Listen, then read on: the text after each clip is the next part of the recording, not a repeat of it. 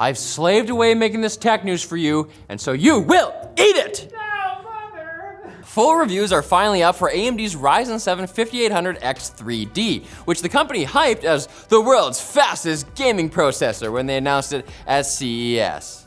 Well, a lot can happen in a few months. Intel, understandably, felt a little threatened by Team Red's bravado and launched the Core i9-12900KS in that time, and according to Anthony's benchmarks, it usually matches or slightly exceeds the 5800X 3D's performance. But its MSRP is also $800, while AMD's contender is just $450. Just $450. On the other hand, it's not really overclockable, a fact that has led enthusiasts like YouTuber Buildzoid to post 20-minute rants. On the other hand, another YouTuber, Scatterbencher, actually did manage to overclock the chip's base clock using a bunch of tweaks, but those aren't really feasible for the average gamer, like you. Look how strikingly mediocre you are. Is that an insult? So we're left with the other hand, which says that you should watch LTT's full review if you're still confused. And also, listen to Anthony's sweet, sultry voice. That's the main reason. Put him in your headphones, fall asleep. Riley. Whoa! The saga of Elon Musk versus Twitter is the story that just won't die, which is the favorite type of story for Elon, especially after the world's richest man put in an offer yesterday to buy all of Twitter's shares for $43 billion, an exaggeration of the company's value according to its current share price, which itself is inflated since Elon got involved at all. Yeah.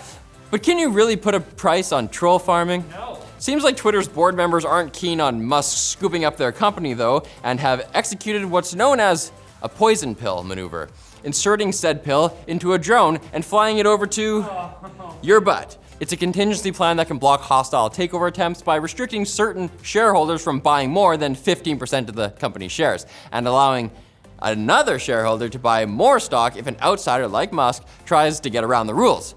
Musk seems to be relying on the SEC to see his position as more reasonable here, which would probably be a better strategy if he hadn't flaunted their rules multiple times to pump and dump stock. What do you mean?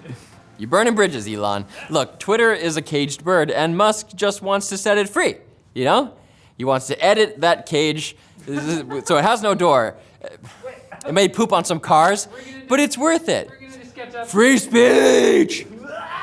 And after Meta confirmed that it would take a nearly 50% cut of transactions in its Horizon Worlds metaverse platform, Apple, of all entities, called them out for their hypocritical criticism of the default 30% cut Apple takes on the App Store. Hey, wait a second. But wait, said Meta's CTO Andrew Bosworth, they're going to release a web version of Horizon that just takes 25%. Since those transactions would be happening outside of the Quest VR ecosystem, a figure that Boz noted was significantly smaller than other similar world-building platforms, like Roblox, which leaves developers with around 28.1% of their total revenue, which is less than 100%. Now we just need Roblox to throw it to Google, and we'll have a real tech giant standoff over who takes slightly more money away from developers, proving nothing except we probably need antitrust legislation like now. Get on it. Riley! Okay, I'm trying. Now it's time for the Quick Bits, brought to you by NZXT and their new function keyboards, which are the perfect entry point into the mechanical keyboard community. You don't have to jump right into $100 keycaps. That's for later. The function keyboard comes in 10 keyless, mini 10 keyless, pretty cool, and full-size models if you love a numpad. And the standard units with Gateron red key switches and white and black colorways are, dare I say, pretty minimalist, nice, and sleek. But countries with NZXT build can choose from 5 different kinds of switches and a variety of color options for a custom look to match your desk. Plus, every keyboard comes with hot swappable switch sockets, a detachable USB-C cable, and RGB lighting, baby! So get your NZXT function keyboard today using the link below. I'm putting an offer to buy 9.2% of the Quick Bits, which is the controller's sake. I just want to protect them. The Ethereum cryptocurrency network is once again delaying its transition to proof of stake, which has long been promised as a solution to the heavy energy demands imposed by crypto mining, proof of work. The latest estimated window for the rollout was June, which is already months away from now, but core developer Tim Bako? Sure. Jose Canseco confirmed on Twitter that proof of stake will happen likely in a few months after that. No firm date yet, but we're definitely in the final chapter of proof of work on Ethereum. Definitely this time for real. We can only hope that the transition doesn't lead to situations like the one in which the guy that paid $2.9 million for Jack Dorsey's first tweet ever can't sell it for more than a few $1,000, despite wanting to sell it for 48 million. That's largely unrelated to this story. It must be. Yeah. I just thought it was funny. Yeah.